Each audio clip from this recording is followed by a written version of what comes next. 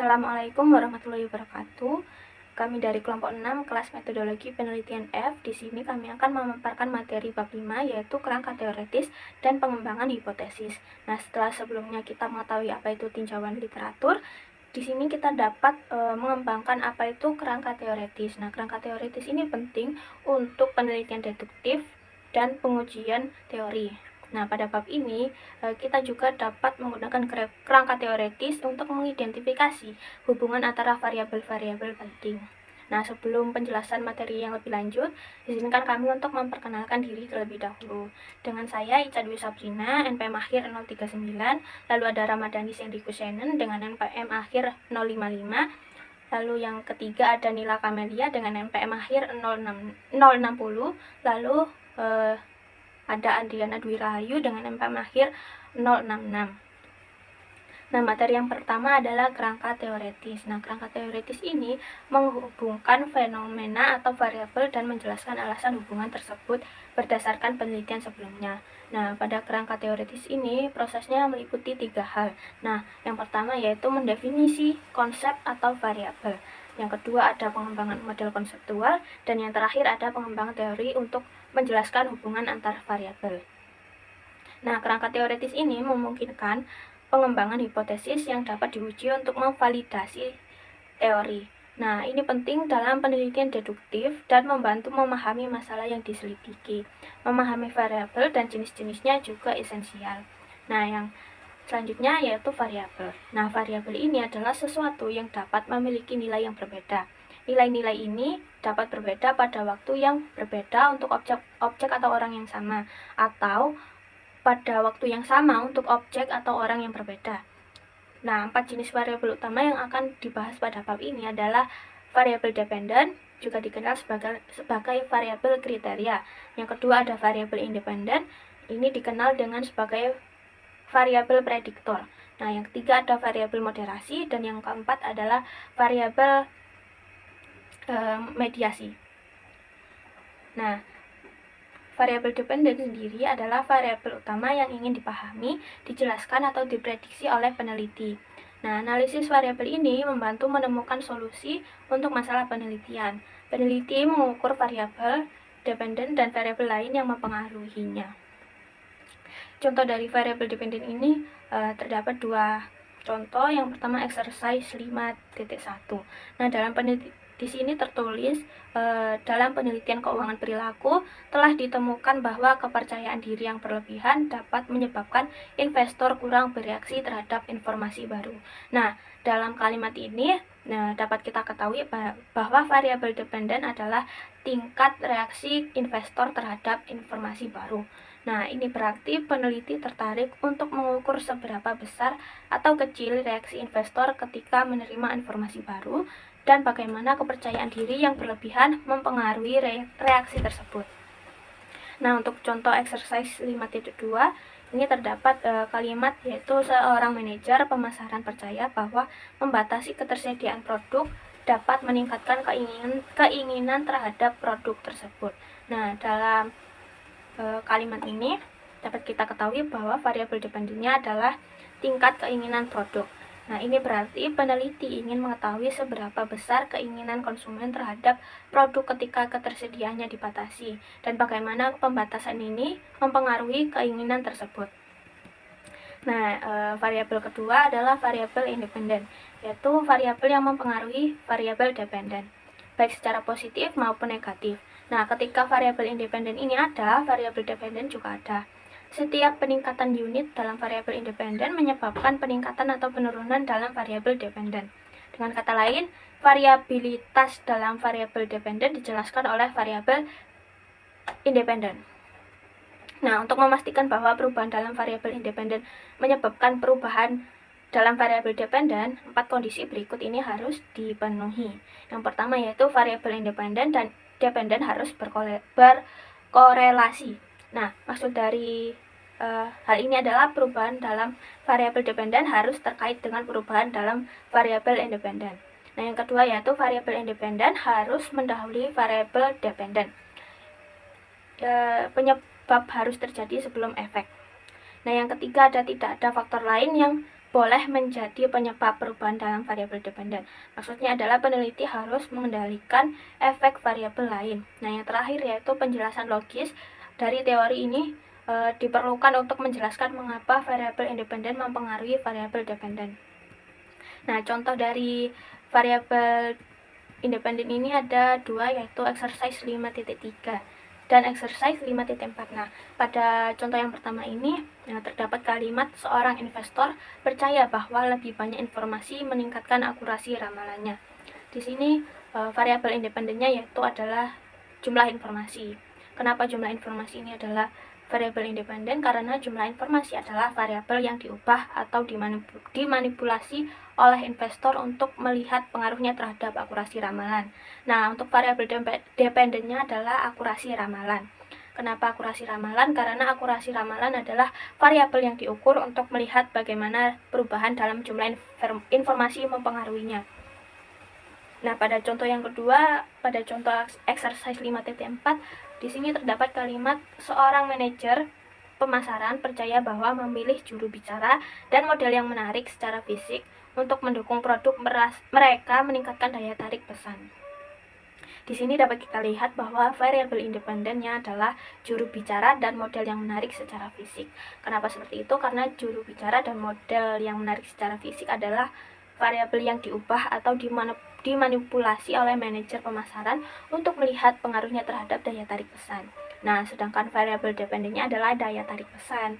Kenapa daya tarik pesan? Karena variabel yang diukur untuk melihat bagaimana perubahan dalam pemilihan juru bicara dan model mempengaruhinya. Untuk materi variabel selanjutnya akan dijelaskan oleh rekan saya. Baik, selanjutnya yaitu materi mengenai variabel moderat. Variabel moderat adalah variabel yang mempunyai pengaruh ketergantungan yang kuat pada hubungan variabel terikat dan variabel bebas, yaitu kehadiran variabel ketiga yang mengubah hubungan awal antara variabel bebas dan terikat. Lalu di sini terdapat contoh yang diilustrasikan pada sebuah gambar, yaitu ditemukan bahwa terdapat hubungan antara ketersediaan buku pedoman referensi yang dapat diakses oleh karyawan perusahaan manufaktur dan produk cacat. Jika pekerja mengikuti prosedur yang ditentukan dalam buku pedoman, mereka mampu menghasilkan produk yang tidak cacat. Hubungan ini ditampilkan pada gambar A. Meskipun hubungan tersebut bisa dikatakan benar secara umum bagi semua karyawan, namun hal tersebut bergantung pada kecenderungan atau keinginan karyawan untuk membaca buku pedoman setiap kali sebuah prosedur baru ditetapkan. Dengan kata lain, hanya mereka yang memperhatikan dan ingin mengacu pada buku pedoman setiap kali sebuah proses baru digunakan yang akan menghasilkan produk yang tidak cacat. Karyawan lain yang tidak melakukan hal tersebut tidak akan mendapatkan manfaat dan akan terus menghasilkan produk cacat. Pengaruh atribut dari variabel ini terhadap hubungan antara variabel bebas dan terikat diperlihatkan pada gambar B, di mana variabel moderat ini yang mempunyai pengaruh ketergantungan yang kuat pada hubungan variabel terikat dan juga variabel bebas. Selanjutnya yaitu perbedaan antara variabel bebas dan variabel moderat. Di sini terdapat dua gambaran contoh. Yang pertama yaitu sebuah studi menunjukkan bahwa semakin baik kualitas program pelatihan dalam organisasi dan semakin besar kebutuhan peningkatan karyawan, maka semakin besar keinginan mereka untuk mempelajari cara-cara baru dalam melakukan pekerjaan. Lalu yang kedua, studi lain menunjukkan bahwa kesediaan karyawan untuk mempelajari cara-cara baru dalam melakukan pekerjaan tidak dipengaruhi oleh kualitas program pelatihan yang diberikan oleh organisasi kepada semua orang tanpa perbedaan apapun. Hanya mereka yang sangat ingin meningkatkan yang tampaknya mempunyai keinginan untuk mempelajari cara-cara baru melalui pelatihan khusus. Nah, dari ilustrasi tersebut, kita mempunyai tiga variabel yang sama. Dalam kasus pertama, program pelatihan dan kekuatan keinginan untuk meningkat merupakan variabel bebas yang mempengaruhi kesediaan karyawan untuk belajar yang merupakan variabel terikat. Tetapi dalam kasus kedua, kualitas program pelatihan merupakan variabel bebas dan meskipun variabel terikat tetap sama, kekuatan keinginan untuk meningkat menjadi variabel moderat. Dengan kata lain, hanya mereka dengan keinginan untuk meningkat yang tinggi yang menunjukkan keinginan dan kemampuan adaptasi yang lebih besar untuk belajar melakukan hal-hal baru jika kualitas program pelatihan ditingkatkan. Dengan demikian, hubungan antara variabel bebas dan terikat menjadi tergantung pada kehadiran sebuah variabel moderat. Selanjutnya yaitu variabel perantara. Merupakan variabel yang muncul antara saat variabel bebas mulai mempengaruhi variabel terikat dan saat pengaruh variabel bebas terasa pada variabel terikat. Dengan demikian, terdapat kualitas temporal atau dimensi waktu pada variabel perantara. Variabel perantara muncul sebagai fungsi dari variabel bebas yang berpengaruh dalam situasi apapun serta membantu untuk mengkonsepkan dan menjelaskan pengaruh variabel bebas terhadap variabel terikat. Lalu di sini terdapat contoh dari variabel perantara yang sudah diilustrasikan dalam sebuah gambar berikut, di mana terdapat variabel bebas keragaman tenaga kerja yang mempengaruhi variabel terikat yaitu efektivitas organisasi.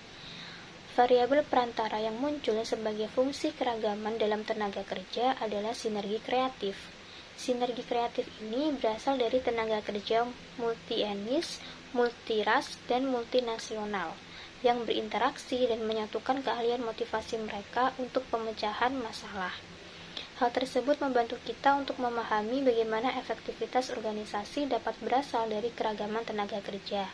Lalu kita dapat perhatikan bahwa sinergi kreatif variabel perantara muncul pada waktu T2 sebagai fungsi dari keragaman tenaga kerja yang berada pada waktu T1.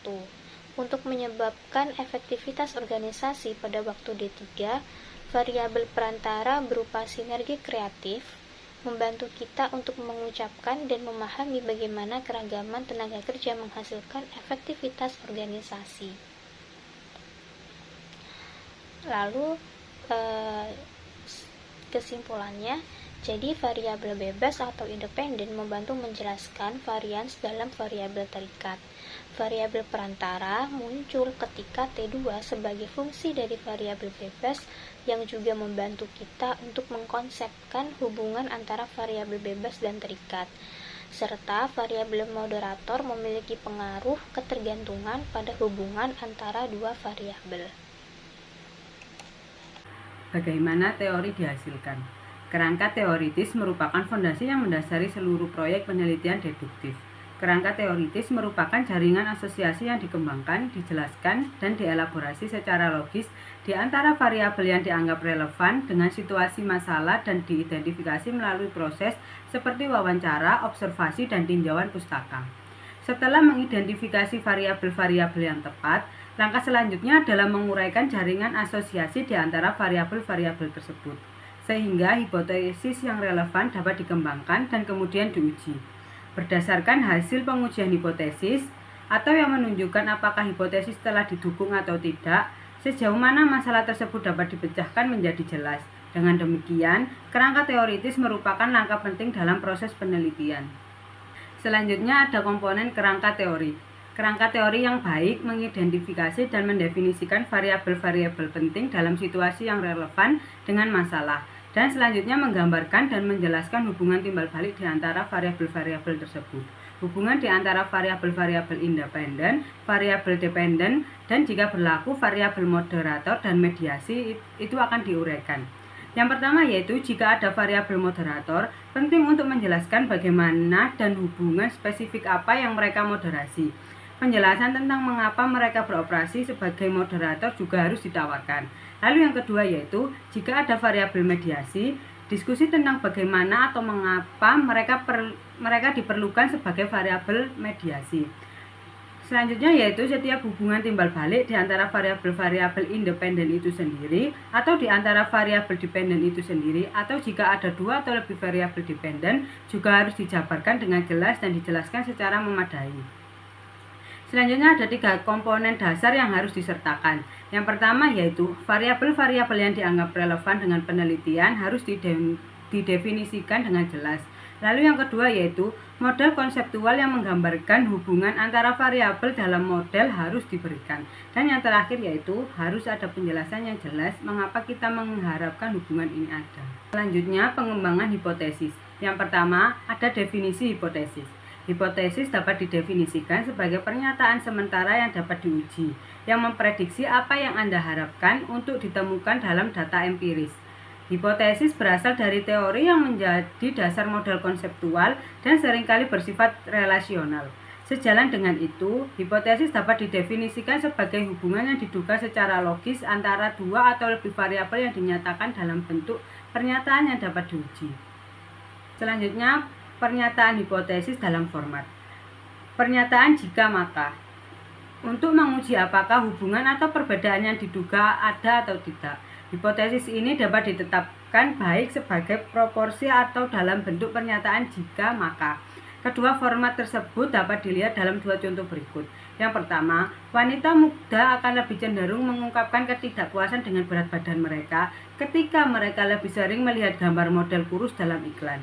Lalu yang kedua yaitu, jika wanita muda lebih sering terpapar pada gambar model kurus dalam iklan, maka mereka akan lebih cenderung mengungkapkan ketidakpuasan dengan berat badan mereka. Dari selanjutnya yaitu mengenai pengembangan hipotesis.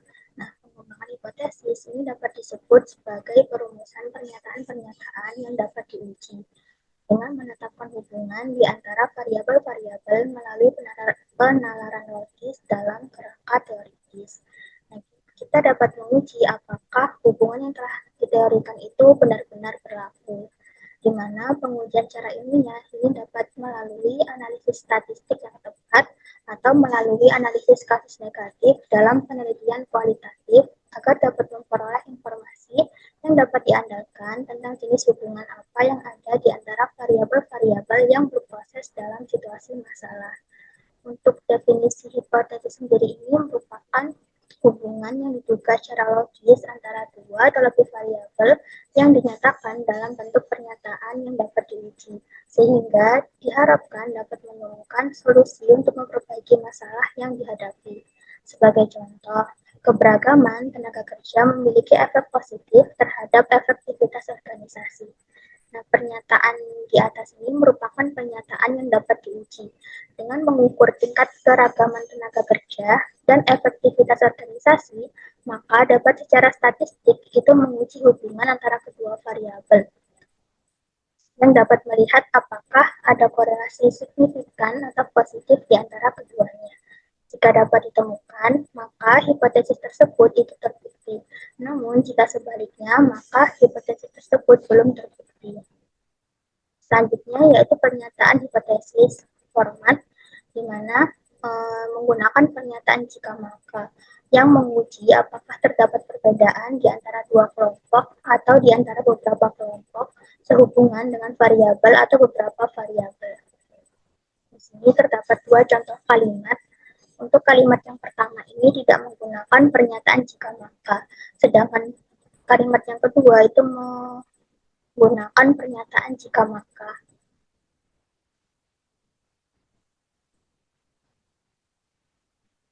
Selanjutnya yaitu mengenai directional and non-directional hypothesis.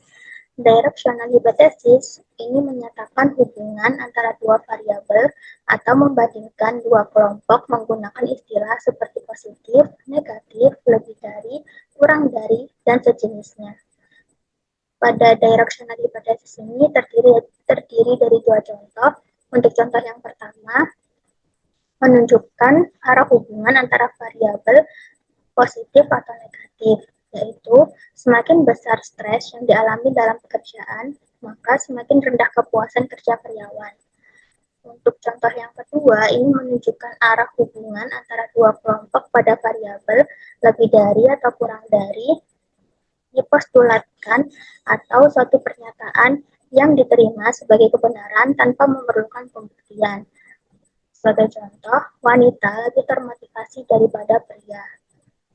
Untuk non-directional hypothesis sendiri ini merupakan hipotesis yang mendalilkan adanya hubungan atau perbedaan, tetapi tidak memberikan indikasi arah hubungan atau perbedaan tersebut. Pada non-directional hypothesis juga terdiri dari dua contoh. Untuk contoh yang pertama, ini memperlihatkan bahwa meskipun dapat diduga ada hubungan yang signifikan antara dua variabel, tetapi tidak dapat mengatakan apakah hubungan tersebut positif atau negatif. Sebagai contoh, ada hubungan antara kecenderungan mencari gairah dan preferensi konsumen terhadap desain produk yang kompleks. Kemudian untuk contoh yang kedua ini, kita memang dapat menduga bahwa akan ada perbedaan antara dua kelompok pada variabel tertentu, tetapi mungkin kita tidak dapat mengatakan kelompok mana yang akan lebih banyak dan yang lebih sedikit pada variabel tersebut, yaitu ada perbedaan antara nilai tes kerja karyawan Amerika dan Asia. Selanjutnya mengenai null and alternate hypothesis. Null hipotesis atau hipotesis nol yang dilambangkan sebagai H0 ini merupakan hipotesis yang dibuat untuk ditolak guna mendukung hipotesis alternatif yang diberi label HA. Ketika digunakan, hipotesis nol dianggap benar hingga bukti statistik dalam bentuk uji hipotesis menunjukkan sebaliknya. Kemudian untuk hipotesis alternatif, ini merupakan kebalikan dari hipotesis nol, pernyataan yang mengungkapkan hubungan antara dua variabel atau menunjukkan perbedaan antara kelompok. Melalui hipotesis nol, setiap perbedaan yang ditemukan antara dua kelompok sampel atau hubungan apapun yang ditemukan antara dua variabel berdasarkan sampel itu hanyalah disebabkan oleh fluktuasi pengambilan sampel, acak, dan bukan karena perbedaan sebenarnya.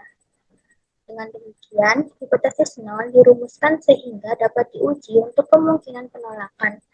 Teori inilah yang memungkinkan untuk memiliki keyakinan pada hipotesis alternatif yang dihasilkan dalam investigasi penelitian tertentu, serta menjadi alasan mengapa perangkat teoritis harus didasarkan pada logika yang kuat dan dapat dipertahankan sejak awal. Jika tidak, penelitian lain cenderung akan membantah dan mengajukan penjelasan lain yang dapat dipertahankan melalui hipotesis yang berbeda. Pada null and alternate hipotesis ini terdapat 4 contoh. Untuk contoh yang pertama, hipotesis nol berkenaan dengan perbedaan kelompok yang dinyatakan dalam contoh wanita lebih termotivasi daripada pria. Nah, di bawahnya ini merupakan hipotesis alternatif yang menunjukkan lebih besar mana antara motivasi pria atau motivasi wanita.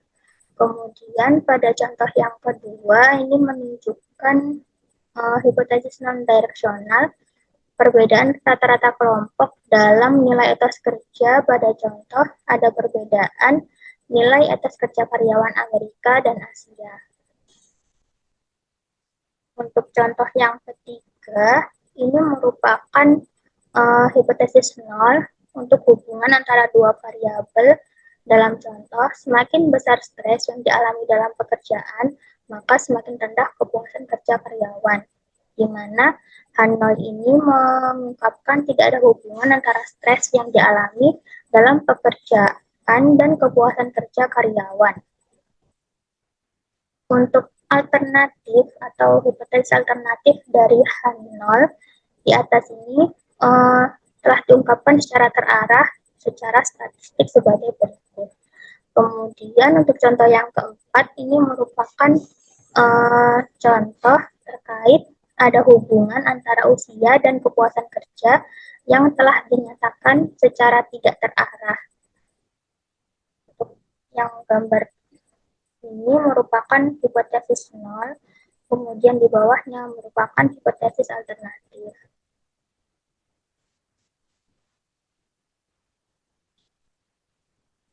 Selanjutnya yaitu langkah-langkah yang harus diikuti dalam pengujian hipotesis. Yang pertama, nyatakan hipotesis nol dan hipotesis alternatif. Kemudian yang kedua, pilih uji statistik yang sesuai tergantung pada apakah data yang dikumpulkan bersifat parametrik atau non-parametrik. Selanjutnya yang ketiga, tentukan tingkat signifikansi yang diinginkan. P sama dengan 0,05 atau lebih atau kurang. Yang terakhir, lihat apakah hasil keluaran dari analisis komputer menunjukkan bahwa tingkat signifikansi tersebut terpenuhi. Di sini terdapat contoh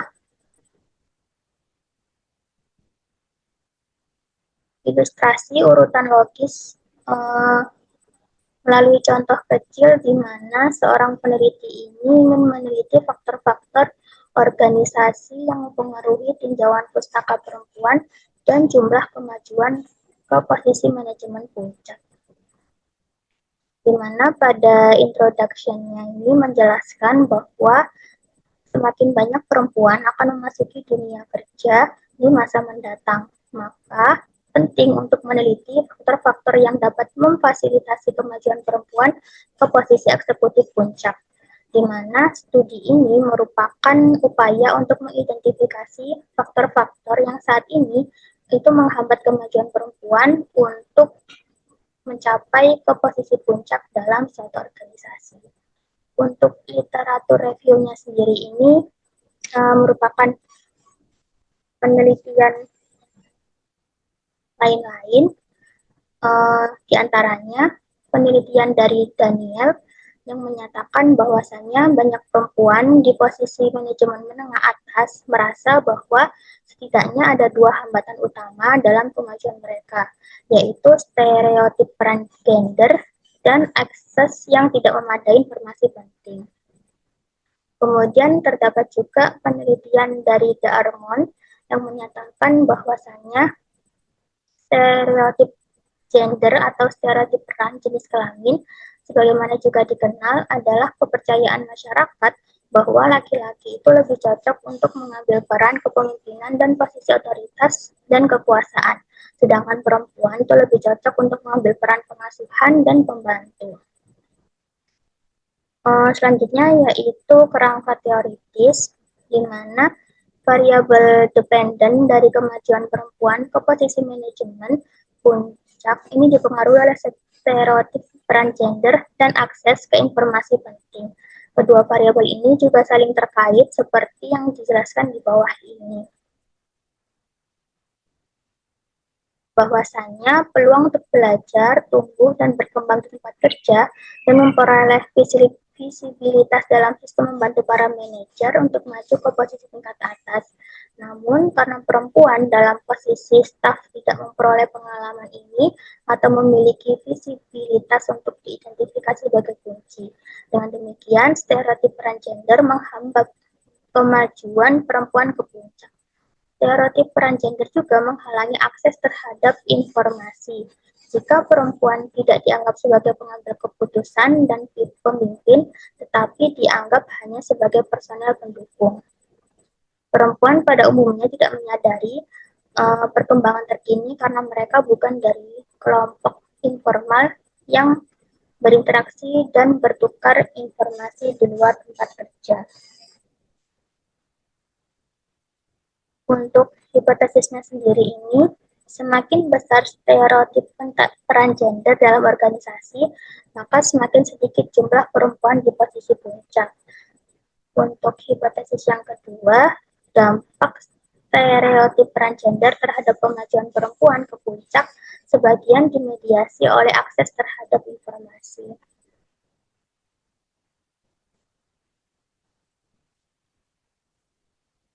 Selanjutnya yaitu implikasi manajerial, di mana setelah masalah didefinisikan, pemahaman yang baik tentang konsep variabel independen dan variabel dependen memperluas pemahaman manajer tentang bagaimana beberapa faktor, yaitu variabel independen dalam model, dapat memberikan solusi yang memungkinkan untuk masalah tersebut, atau variabel dependen dalam model.